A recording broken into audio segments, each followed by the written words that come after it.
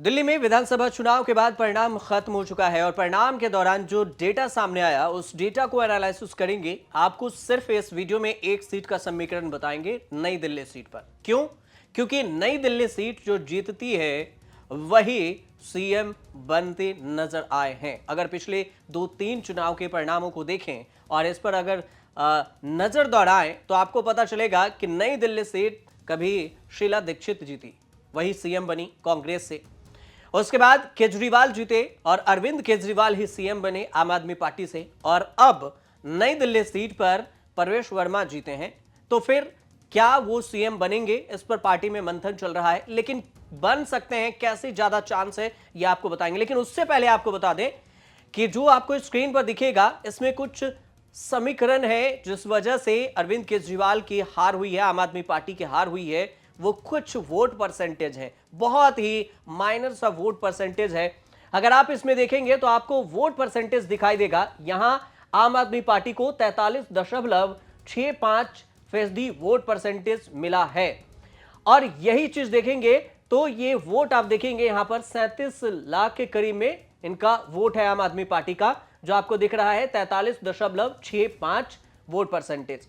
और इसके अलावा जो दूसरे नंबर पर अगर आप जाएंगे तो सीधे नीचे जो दिख रहा होगा आपको बीजेपी के, हालांकि बीजेपी के वोट परसेंटेज सबसे ज्यादा है, बीजेपी का 45.98% है। और देखिए कि ये पहली बार 27 साल बाद बीजेपी दिल्ली के तख्त पर लौटी है, वनवास खत्म करके, और उसमें भी रिकॉर्ड वोट परसेंटेज से।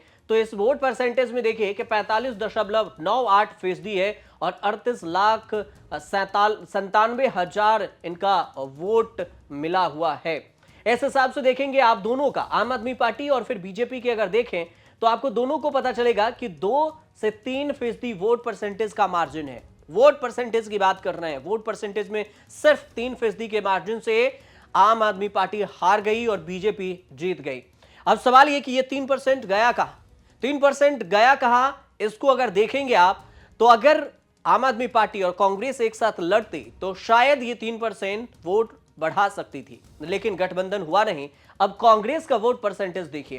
कांग्रेस का जब आप वोट परसेंटेज देखेंगे तो आपको छोटा सा बॉक्स में दिखाई देगा, जो आपको हमारे दिखा रहे हैं, रंजीत जी दिखा रहे हैं। रंजीत जी आप दिखाइए कि देखिए कांग्रेस का जो वोट परसेंटेज है वो यहां पर दिख रहा है 6.39%।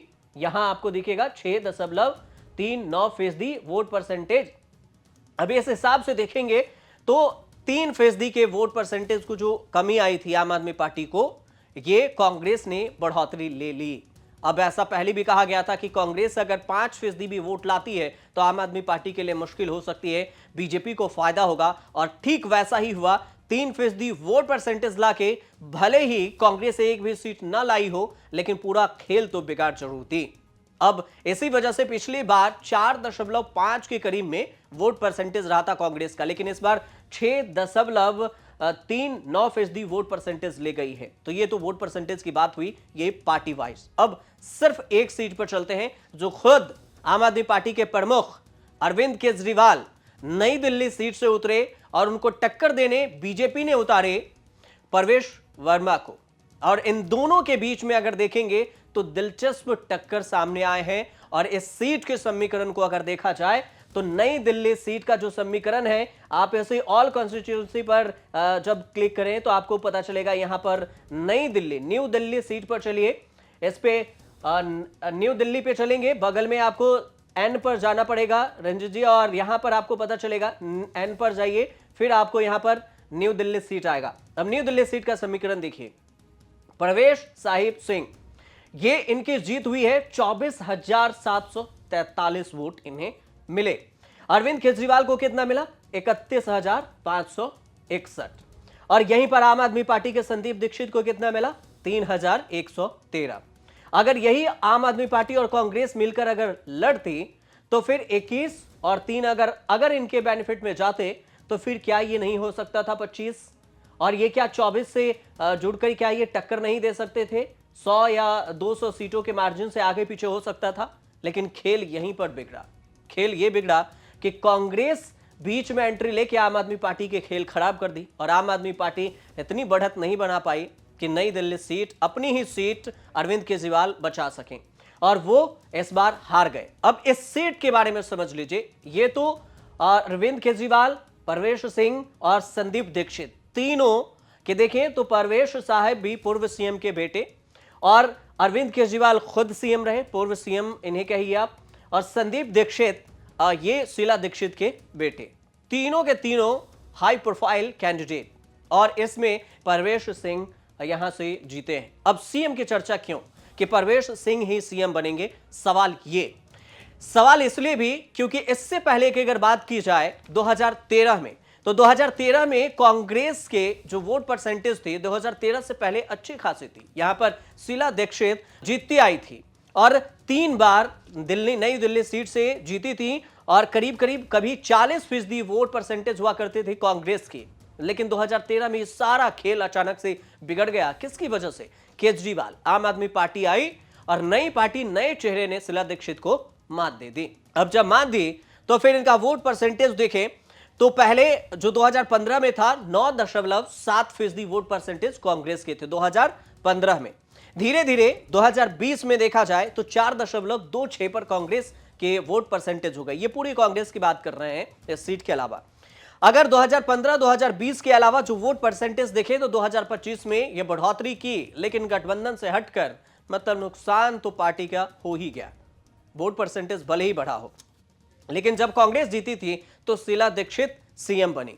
इसके बाद इसी सीट पर शीला दीक्षित को टक्कर देने उतरे अरविंद केजरीवाल और अरविंद केजरीवाल उतरे तो उन्होंने भी यहां से जबरदस्त चुनाव में जीत दर्ज की थी और यहां सत्ता में वापसी किए और सत्ता में वापसी करने के बाद वही सीएम बने।